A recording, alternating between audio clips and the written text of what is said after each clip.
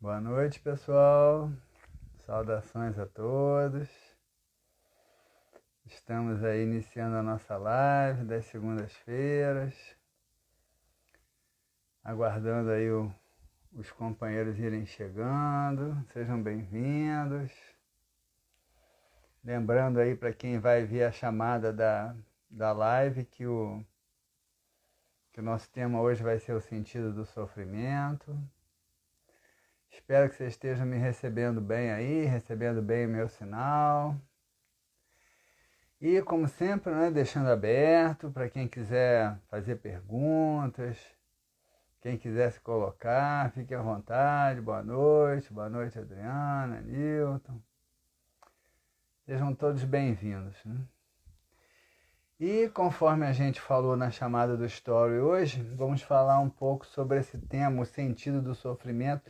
De alguma forma, em outras lives, eu já abordei essa questão de uma maneira isolada, né? Dentro de um outro tema, a gente acabou abordando de uma maneira isolada. Boa noite, Malu. Mas hoje a gente vai tirar um momento específico só para explicar isso, só para tentar aprofundar um pouco. Boa noite, Luciene. Só para tentar explicar um pouquinho essa questão do sentido do sofrimento, tá bom? É uma abordagem complexa, né? Mas a gente vai tentar ser aqui o mais didático possível para construir isso. Né?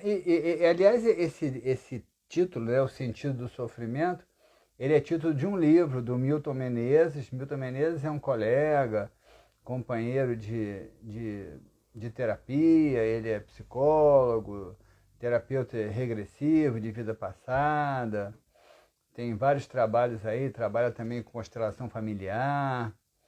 É uma pessoa que escreve bastante, também faz umas lives no Instagram. Enfim, é uma pessoa bastante conhecida lá do Rio de Janeiro. E ele escreveu esse livro. Mas a gente não vai se basear no livro dele, apesar que é um livro muito bom. De alguma forma ele fala de questões parecidas que eu vou estar falando aqui, mas é claro que aí eu tenho minha percepção pessoal aí que a gente vai estar tentando colocar para vocês. Então vamos falar aí hoje sobre o sentido do sofrimento. Por que falar sobre o sentido do sofrimento, né? Porque quando a gente atribui um significado, quando a gente atribui um sentido... Boa noite, Aura. Quando a gente atribui um sentido ao sofrimento, ele deixa de ser algo que a gente julgue não merecido. Ele deixa de ser algo que a gente imagina que não tem a ver conosco. Não, ele tem a ver conosco. O sofrimento tem a ver com o seu processo. O sofrimento ele faz parte da sua própria realidade de existir. O fato de existir como indivíduo coloca você à mercê do sofrimento, e isso é inevitável. Então, quando você entende qual é o mecanismo disso, eu acredito que isso faz com que você atribua sentido, atribua significado, e por isso mesmo você consiga lidar com isso de uma maneira um pouco mais saudável, um pouco mais tranquila, um pouco menos revoltada. Tem um livro da Joana de Ângeles aqui, que é o Homem Integral. Eu vou ler para vocês aqui um parágrafo desse livro, só para a gente introduzir, tá bom? E depois eu vou explicar porque esse parágrafo, ele de alguma forma resulta. Eu vou ler esse parágrafo mais para corroborar com a ideia que eu vou estar defendendo aqui. Então, nesse parágrafo aqui, ela fala o seguinte: realmente o sofrimento faz parte do mecanismo de evolução na Terra. Nos reinos vegetal e animal, ele se encontra na embrionária percepção das plantas, que sofre as agressões e hostilidades do meio, as contaminações e processos degenerativos. Ela não fala do mineral, mas a gente poderia até falar do mineral, porque o mineral que está sujeito aos processos de uma erosão, do vento, das ondas, esse mineral também é um elemento que está sendo desgastado. Né? É um elemento que está sendo submetido a uma ação externa que provoca desgaste da sua estrutura. muito parecido com o sofrimento, uma enfermidade de um ser humano. Entre os animais, desde os menos expressivos até os mais avançados biologicamente, o sofrimento se manifesta na sensibilidade nervosa, como forma de produzir novos e mais perfeitos biótipos, em constante adaptação e harmonia das formas do psiquismo neles latentes. Quer dizer, ela está falando aqui de que o sofrimento vai levar a um aperfeiçoamento psíquico. O sofrimento em si mesmo é fonte motivadora para as lutas de crescimento emocional e amadurecimento da personalidade, que passa a compreender a existência de maneira menos sonhadora e mais condizente com a sua realidade. Né? Então a gente vê aqui que a Joana de Anjos ela vai trazer aqui uma percepção do sofrimento como algo que estimula, como algo que promove a evolução, que promove o desenvolvimento. Mas por quê, né? Se isso é mesmo, como que isso acontece? Então vamos lá. Vou tentar explicar um pouco isso para vocês. É importante que a gente perceba, né, que o nosso universo ele tem uma grande sincronicidade, ele é um grande sistema. E não sou eu que estou dizendo isso, né? A teoria sistêmica mostra isso, que o nosso universo ele é um grande sistema constituído de outros sistemas menores. E que dentro de uma percepção sistêmica da vida, de uma percepção holística da vida, de uma percepção taoística da vida, né? Eu estou usando aí várias linhas filosóficas de entendimento da vida, mas em todas essas percepções, tanto na sistêmica, na holística, na taoísta, existe essa sensação de uma totalidade, de uma grande engrenagem funcionando. O que faz com que a gente, né, do meu ponto de vista, aí, respeito quem pensa diferente, mas que a gente deixe de ter aquela ideia de que existe lá no céu um Deus, que existe lá um poder que fica manipulando a gente como marionete. Né? Eu não estou negando que existe esse poder, mas que esse poder, ele na verdade, ele não é humanizado, ele não tem uma característica antropomórfica, ele nem tem uma característica psicomórfica, que seriam as qualidades humanas. Na verdade, eu gosto muito da definição do Tao, da definição da física quântica, que é a ideia do campo, que é a ideia do todo. É um grande sistema que interage, é um grande sistema movido por uma sincronicidade onde todas as peças estão aí em função do todo.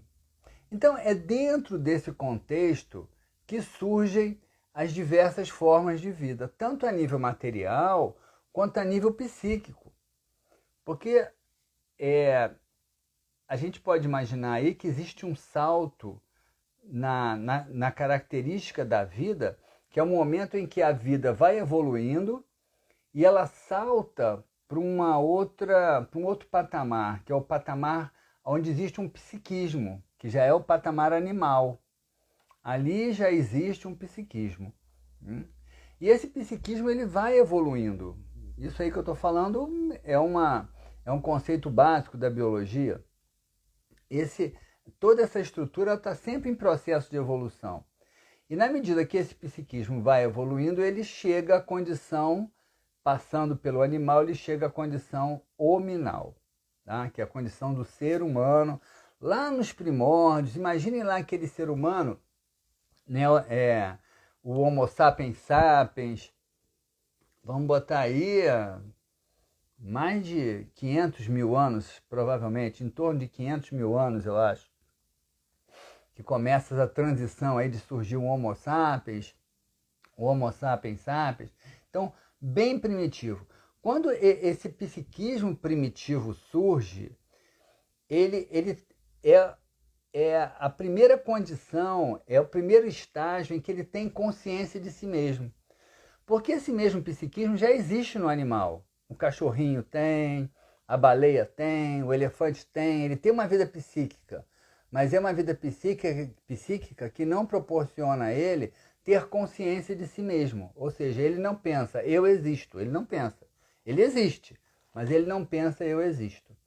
Então, quando esse psiquismo avança no processo de evolução e ele se torna humano, ele começa a ter consciência de si mesmo e ele se percebe enquanto um indivíduo. O que é o indivíduo? É aquele que não pode se dividir, é aquele que é indivisível. Tá? Ele até pode ser fragmentado do ponto de vista psicológico, tá? Mas é um fragmento que não se divide, ele apenas se separa. Mas não vamos entrar nisso agora, não. Então, esse ser humano ele tem consciência de si mesmo. Nesse momento, como a primeira coisa que ele percebe é a ele mesmo, porque é o que está mais perto dele, é ele próprio, ele é extremamente egocêntrico.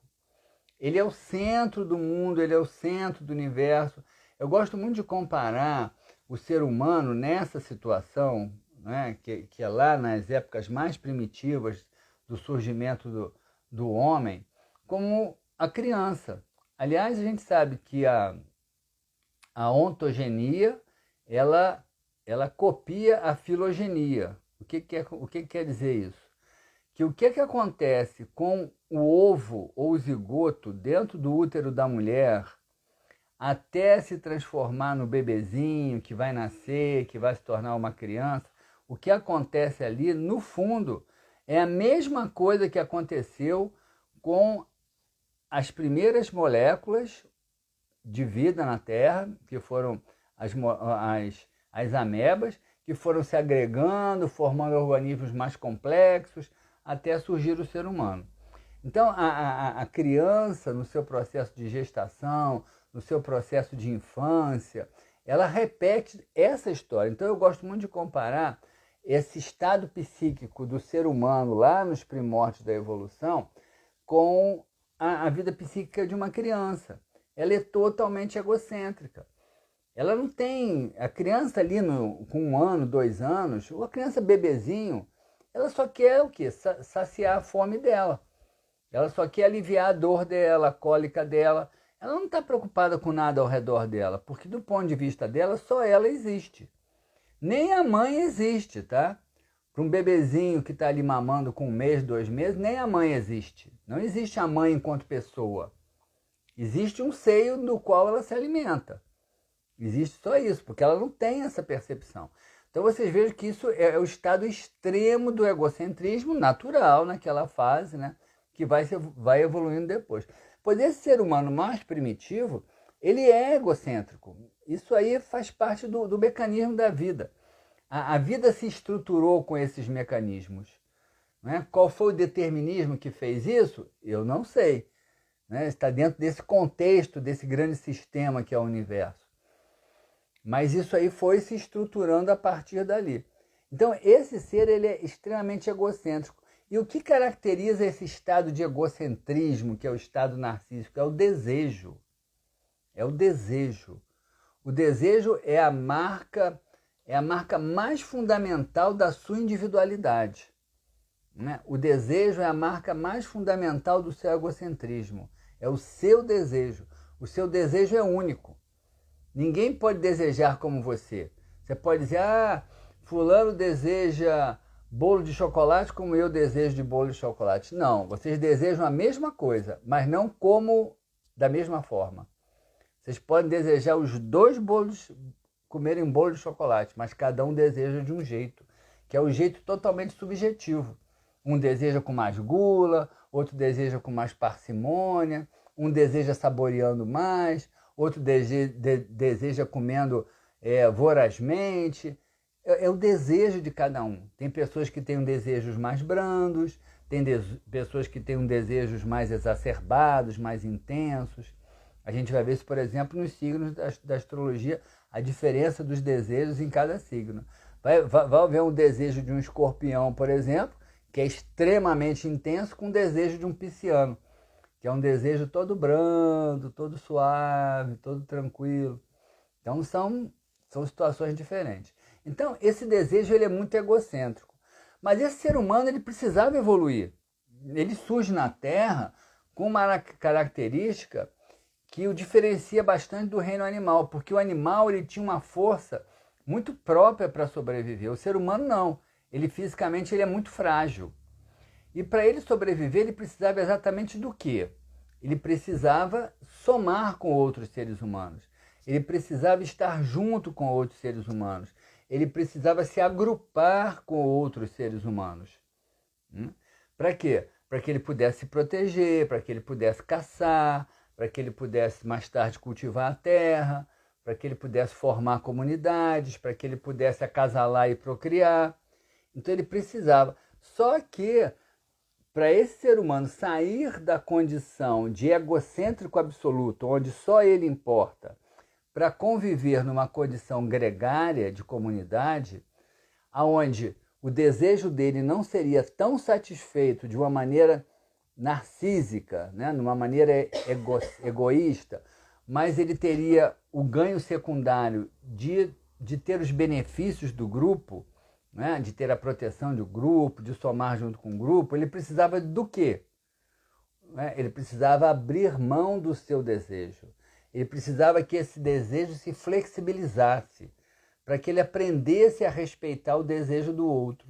Então, quando ele começa a aprender a respeitar o desejo do outro, ele começa a se tornar capaz de conviver com o outro, de conviver em sociedade. Ele perde um pouco da satisfação dos desejos absolutos dele, mas ele ganha de uma maneira secundária com aquilo que o grupo vai proporcionar a ele, que é segurança, alimento, companheirismo, prazer sexual,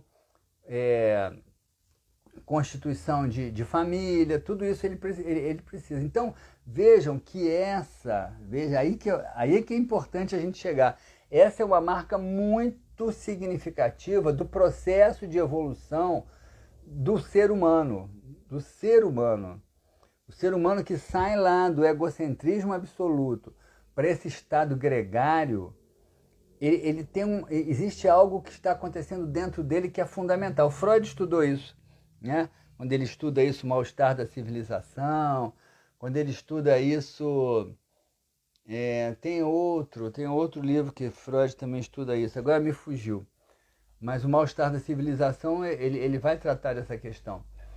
Então, quando esse ser humano, ele transita, ele precisa que o desejo dele se flexibilize. Então, a vida, né, dentro dessa grande estrutura sistêmica que é o universo, com certeza estava senhora disso. Não um velhinho de barba lá em cima sabendo que tudo ia acontecer, tá? Mas uma coisa implícita no contexto. Então, a vida, como ela percebe que esse ser humano ele tinha que sair do desejo egocêntrico para um desejo mais flexibilizado para ser gregário, a vida ela criou condições para que esse desejo egocêntrico se flexibilizasse.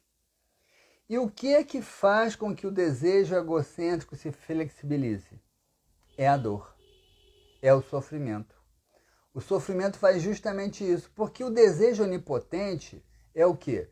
Eu não quero sofrer, eu não quero perder isso, eu não quero me privar disso. O desejo onipotente ele só pensa assim.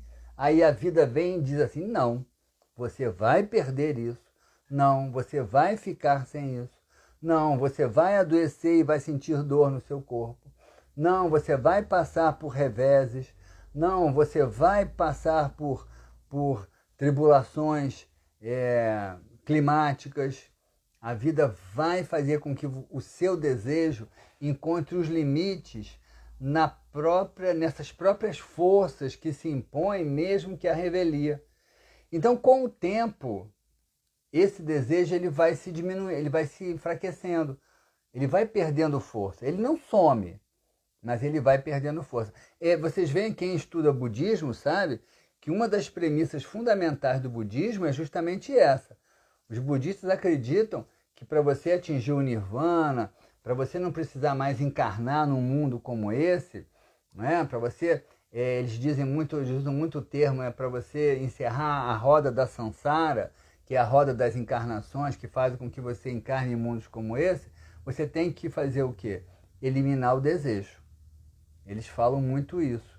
Tá? Eu não sei se é possível eliminar o desejo totalmente, até porque eu acredito do meu ponto de vista psicanalítico, porque o desejo é que caracteriza você como existir, como uma individualidade. Então, eu acho que perder o desejo totalmente poderia significar a não existência, eu acho, tá?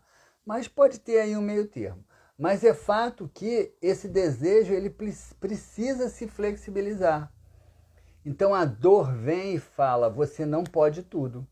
O seu desejo não pode tudo.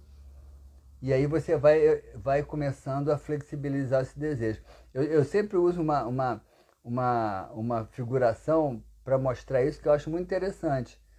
Eu acho que o nosso ego lá, egoísta, egocêntrico, totalitário lá desses primórdios, é como um bife duro. Você tem aquele bife duro. O que você faz para amolecer o bife duro? Você bate no bife duro. Pega lá aquele martelinho de madeira e bate, bate, bate, bate, bate, bate. Hoje em dia acho que nem se faz mais isso. Nem sei se não existe esses martelinhos de madeira. Mas antigamente se fazia isso, né?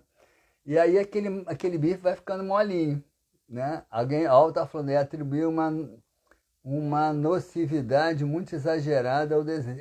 Você diz o quê? Extinguir o desejo, né? Eu também acho que é atribuir assim, o desejo ele é algo realmente perigoso, tá? É muito perigoso, porque o desejo ele tem uma força muito própria, o desejo tem uma força muito instintiva, né? Eu lido com isso na terapia, hoje mesmo estava atendendo agora, uma paciente agora do final do dia, estava conversando com ela sobre isso, né? Como que a força do desejo dela fez ela se perder em ilusões que ela não se deu conta. Na verdade, a gente chegou até a conclusão que ela se dava conta, mas a força do desejo era tão grande que ela preferia fingir que não estava se dando conta. Mas isso acontece muito, porque a força do desejo é muito grande. Então, o desejo ele é perigoso, mas ele é necessário, ele precisa ser domado, ele precisa ser domesticado, ele precisa ser flexibilizado para ele poder fluir com a vida, né? Não ter desejo nenhum é horrível. Eu também acho que não é possível, não.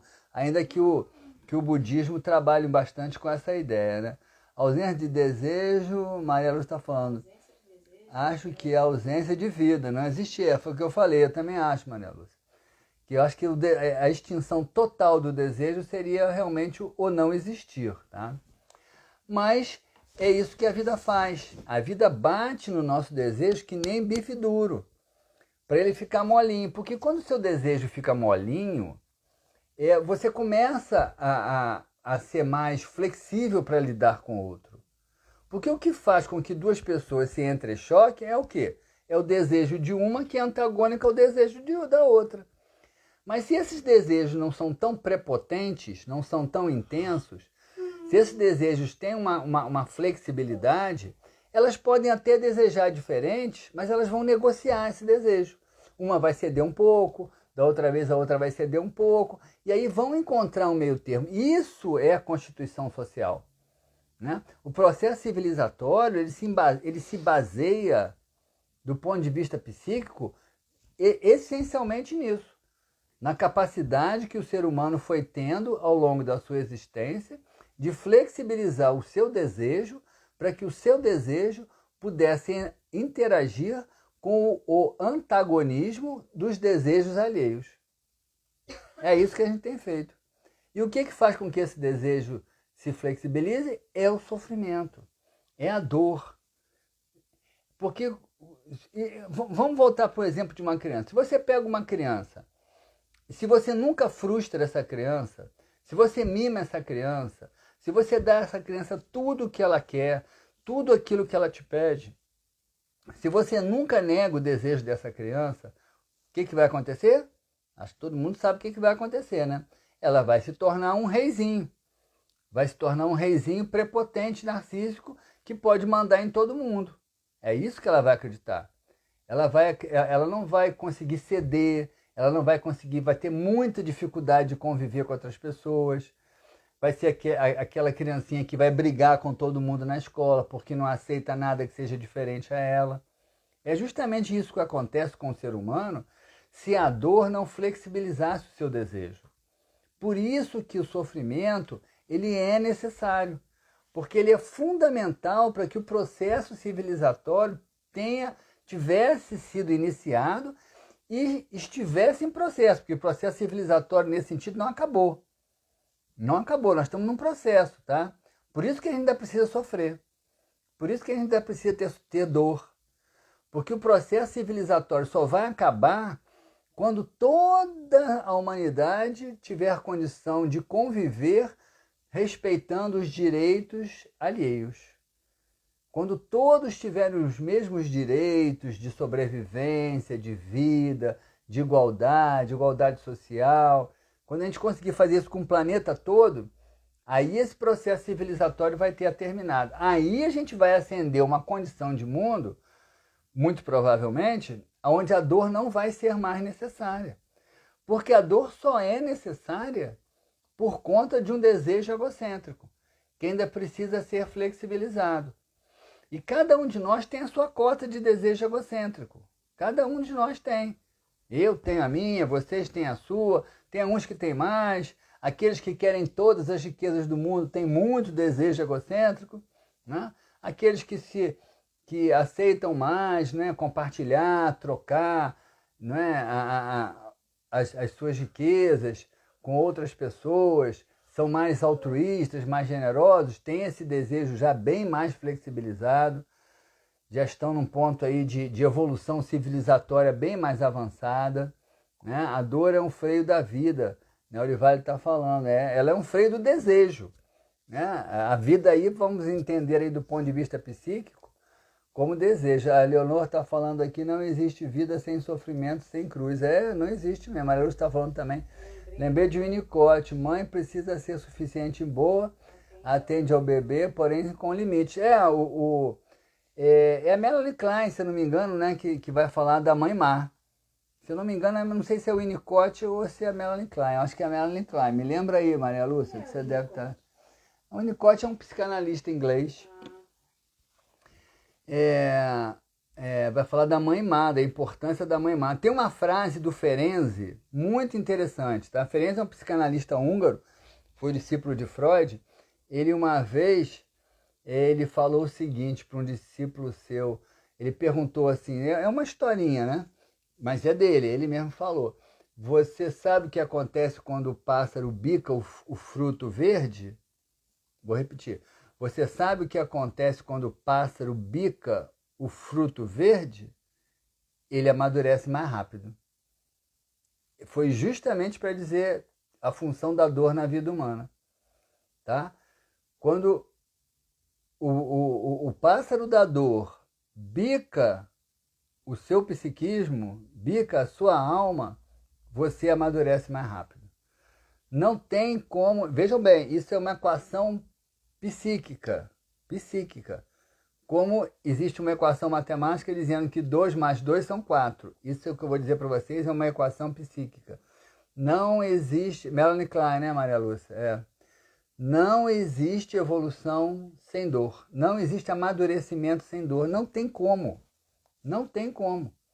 Porque o processo de amadurecimento, ele passa justamente por essa transição de um desejo egocêntrico para um desejo altruísta.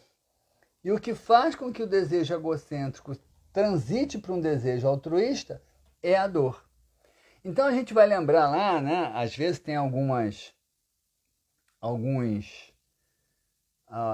religiosos que falam assim, né? Já vi isso muito em centro espírita. A gente evolui ou pela dor ou pelo amor. Mentira, mentira.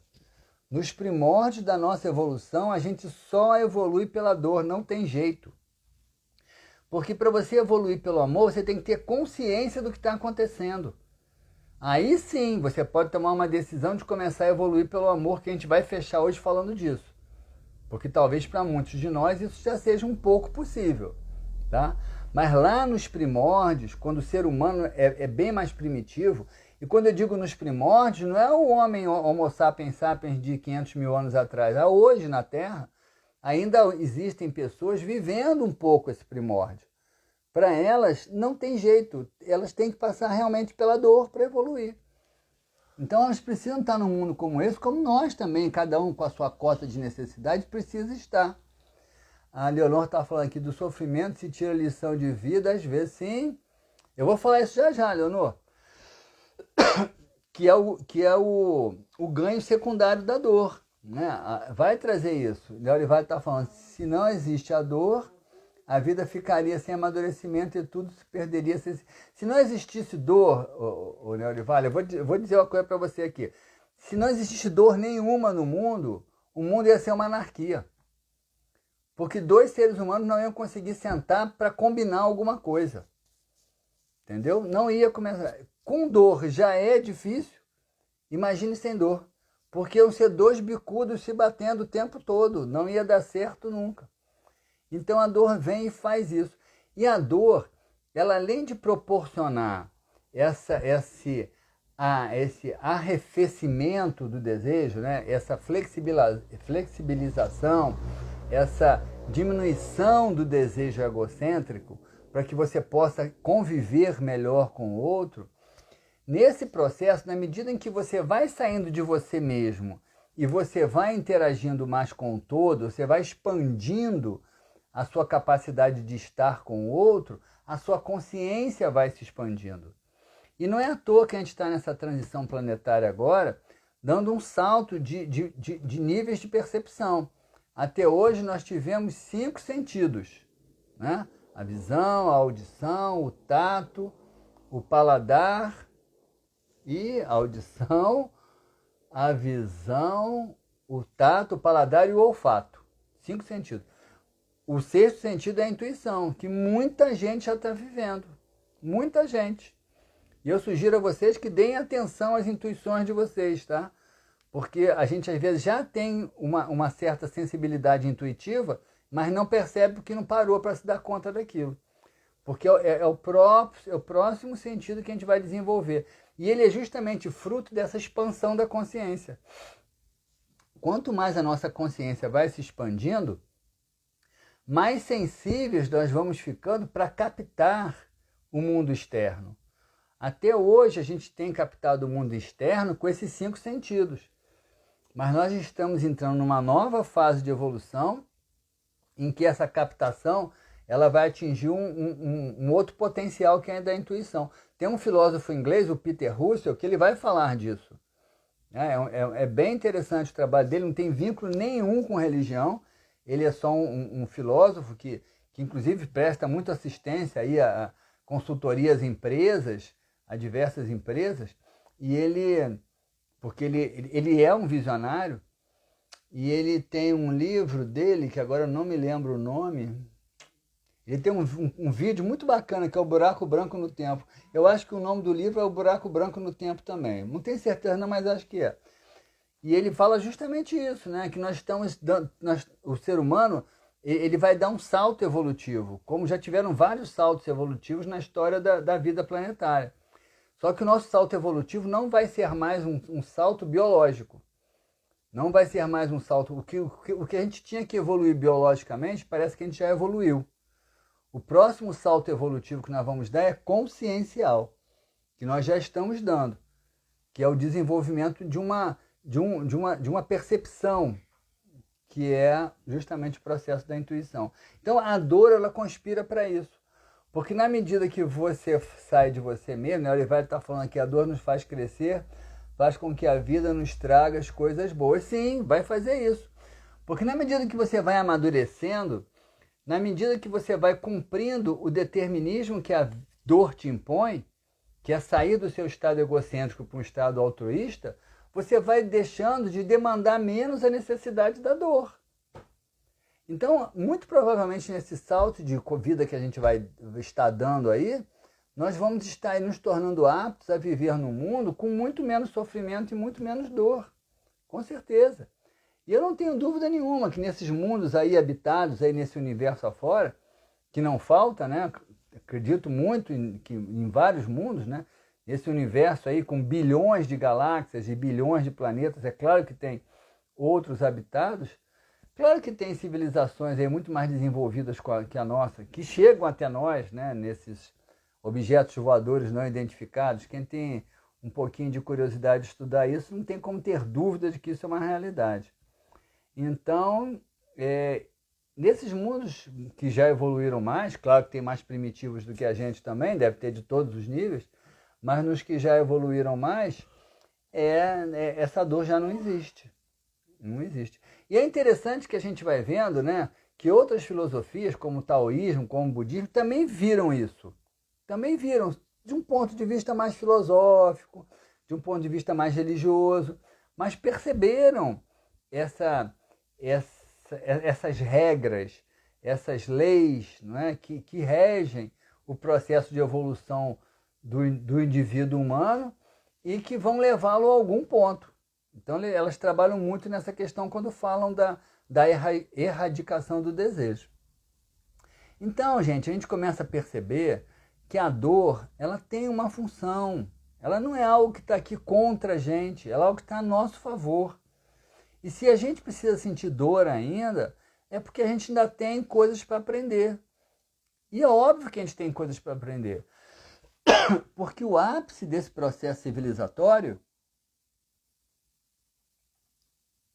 vai ser justamente o momento em que todos os seres humanos vão ter direitos iguais nesse planeta. Isso é uma utopia? Não acredito. Não acredito.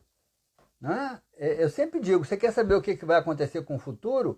Pega o ponto A, pega o ponto B, passado e presente, bota uma reta, junta o passado com o presente, estica essa reta e você vai ver onde que vai dar. É mais ou menos isso. Olha o nosso passado e olha o nosso presente, que é o que a gente está fazendo aqui hoje.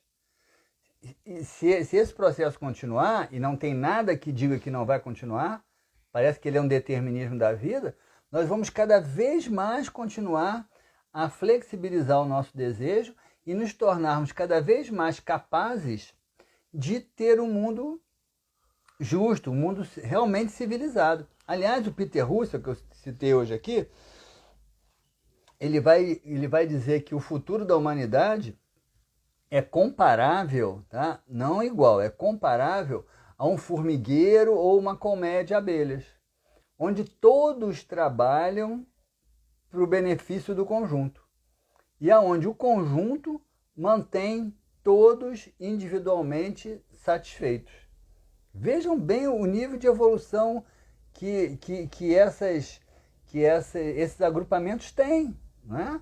Das formigas, das abelhas, todas elas trabalham ali para que aquela colmeia dê certo. E a colmeia, como um conjunto, mantém, sustenta, alimenta todos os seus componentes. Então o Peter Russell ele vai usar essa figuração para mostrar o que ele acredita que vai ser um mundo totalmente civilizado. Então é para lá que nós estamos caminhando, né? Então, vai levar tempo? Acredito até que sim. Se bem que o processo de evolução, ele não é uma reta. Ele não é uma reta assim, tá? Ele é uma parábola. Assim, ó. Acho que é parábola isso, né? Acho que é uma parábola isso. Por quê? Porque no início ele é mais lento. Por que ele é mais lento? Porque no início ele é inconsciente. Ele é marcado pelo determinismo. Mas na medida em que você vai tendo consciência, como nós estamos construindo hoje aqui, e você vai percebendo como funciona, e você vai investindo mais nesse funcionamento, ele vai ficando cada vez mais acelerado. Entendeu? Então aquilo que vinha assim devagarzinho subindo, essa evolução, ela vai cada vez se tornar mais acelerada. Então pode ser que a gente, Renato está dizendo aqui, tomara que seja assim. Não, eu acredito que vai ser, tá, gente? Não, é ela que está dizendo aqui. Quem falou? Ah, foi a Neurival, tomara que assim seja. Eu acredito muito nisso, viu, Neurival? Claro, é a minha, né? Vocês vão construir a de vocês. Mas eu tenho praticamente certeza disso. Porque aquilo que eu falei, é só você observar. Né? Você observa como que veio até aqui, você vai percebendo como que vai continuar daqui para frente. Então a tendência é que cada vez a gente evolua mais e de uma maneira cada vez mais acelerada, mais rápida. Então a dor, ela tem a função de ser. A dor, ela está dentro desse contexto, dessa macroestrutura do universo, que é um grande sistema, onde tudo está interligado, tudo tem uma razão de ser, tudo está ocupando um espaço. Então a dor funciona aí. E a dor ainda tem algumas questões secundárias que são importantes, porque a dor estimula o desenvolvimento da inteligência, né? É a dor que faz com que o ser humano busque respostas, busque soluções, busque tratamentos, busque tecnologia, né? É tecnologia. A dor, ela estimula a busca da superação, da eliminação da dor. Então isso instiga o ser humano a desenvolver suas habilidades. Então a dor fez com que a gente chegasse não só numa capacidade de convivência maior, mas com que a gente desenvolvesse a nossa capacidade cognitiva, intelectual, a nossa capacidade tecnológica, né? Toda dor traz um sinal, a gente pode... Eu acho que até que eu já fiz uma live sobre isso aqui, né? Toda dor traz um sinal, porque apesar de a gente estar colocando aqui para vocês que a dor ela tem uma função genérica de flexibilizar o desejo, mas o desejo de cada um se manifesta de uma maneira muito subjetiva, muito pessoal. Então a dor ela vem para cada um de nós focada numa questão mais específica. Para algumas pessoas é a questão dos relacionamentos, para outras pessoas é a questão da saúde física, para outras questões é questão de patrimônio. Então, qual é a sua questão com a sua dor? Porque cada dor tem o seu sinal, cada dor tem o seu recado, cada dor diz respeito a alguma coisa que é estritamente sua. Apesar de, dentro do contexto genérico, conforme a gente defendeu hoje aqui, ela ter uma função de flexibilizar o desejo, mas para cada um de nós ela atua de uma maneira específica. Então é muito interessante para que a gente possa acelerar esse processo, que a gente perceba aonde que a minha dor bate mais. Porque aonde que ela bate mais é aonde que você precisa investir mais para se transformar. É onde que você precisa investir mais para se tornar mais altruísta, para se tornar menos egocêntrico, menos prepotente. Então, presta atenção, observa isso, porque isso pode facilitar com que você acelere o seu próprio processo. É aquela história que eu falei, que eu já ouvi isso de palestrantes, em mensagens espíritas, né? E até filosóficas mesmo, que a gente evolui pela dor ou pelo amor. E eu discordo. Eu acho que a gente evolui pela dor, inevitavelmente, quando a gente é muito primitivo. Não tem jeito. Mas chega um momento em que a gente vai despertando, vai tomando consciência. Aí sim, a gente pode fazer a escolha de evoluir pelo amor. E o que é evoluir pelo amor? É sair dessa postura egocêntrica, sair dessa postura egoísta e se tornar cada vez mais altruísta. Né? Cada vez mais ter mais compaixão, cada vez ter mais empatia com o outro. Aquilo que as religiões, de alguma forma, o cristianismo em especial, chama de amor. Né? Aquilo que o cristianismo chama de amor é justamente isso. É o exercício de você sair de um desejo egocêntrico, egoísta, para uma relação altruísta, de mais compaixão, de mais empatia com a vida, com os seus semelhantes, com os outros indivíduos. Isso é a prática do amor. Só que as religiões se perderam aí ao longo do tempo, né? As religiões, em nome desse amor, mataram, roubaram, estruparam, fizeram guerras, enfim. E ainda fazem até hoje. Né?